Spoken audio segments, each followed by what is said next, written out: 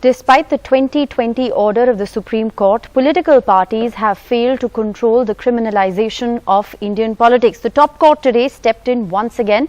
The court has imposed a fine on 8 political parties. Now, while there are several welcome decisions, and we'll get you those details, it does leave many candidates vulnerable to political vendetta. Here's the full story. Supreme Court steps in to cleanse politics. Less than a year after the Bihar elections, almost all major parties participating have been held guilty of contempt of court for not widely publicizing criminal background of candidates in Bihar assembly polls.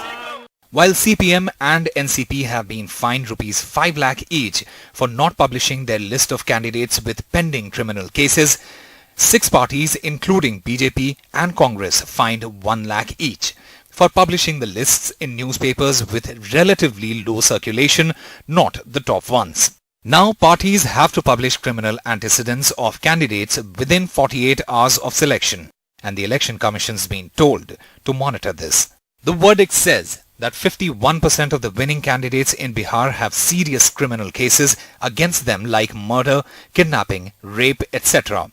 Although it acknowledged a possibility of a rival implicating someone falsely as a political vendetta. Sending out a warning to political parties, the top court said, despite repeated appeals, political parties refuse to wake up from deep slumber, fallen on deaf ears. Political lawmakers will wake up soon and carry out major surgery for weeding out malignancy of criminalization of politics. Though we want to do something urgently, but our hands are tied, we can't encroach the domain of legislature. Crime report होता है या जो भी cases उन पे लगे होते हैं वो सारे website पे publicly already available हैं. तो इसमें किस तरीके से बदलाव आएगा मैं नहीं समझ पा रही हूँ और what it achieves. अगर सही बदलाव लाना है तो election reforms बहुत जरूरी है. I don't think ये bits and pieces में काम होने चाहिए. In a separate case on speeding up of criminal cases against MP and MLAs, Chief Justice Bench clipped the powers of state governments to withdraw cases against ruling party leaders.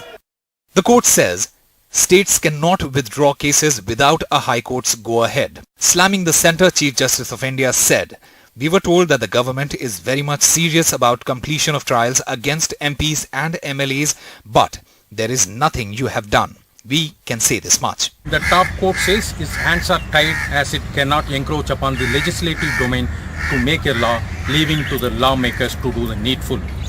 But the lawmakers are hesitant to come out with a strong law saying this will be misused to frame innocent politicians.